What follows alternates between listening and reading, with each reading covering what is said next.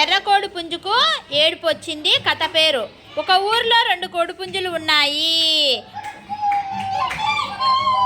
ఒకటేమో తెల్లది, ఒకటేమో ఎర్రది.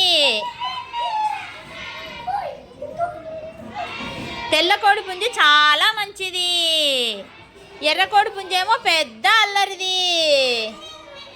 ఎప్పుడూ చీటికి మాటికి గొడవ పడుతూ ఉండేవి.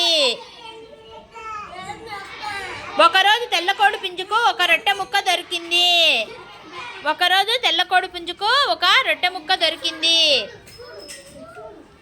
అది తింటా ఉంటే ఎర్ర కోడిపుంజు చూసింది.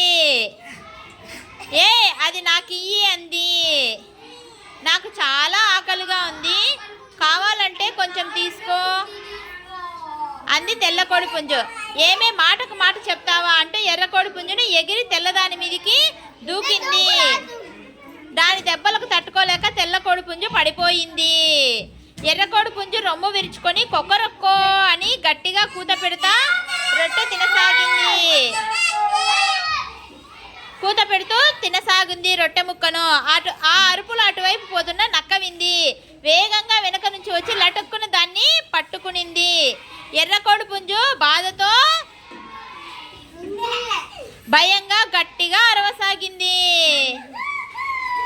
తెల్ల కోడిపుంజు ఆ అరుపులు వింది. అరెరే పాపం అనుకుంది. వేగంగా వచ్చి ఎగిరి నక్క కాళ్ళ మీద పొడచసాగింది. అంతే, నక్క ఆ దెబ్బలకు గిలగిల్లా ఆడుతూ ఎర్ర కోడిపుంజును వదిలి పారిపోయింది. తాను అంత బాధ పెట్టినా మనసులో ఏమీ పెట్టుకోకుండా తన్ని కాపాడినందుకు ఎర్ర కోడిపుంజుకు ఏడుపు వచ్చింది.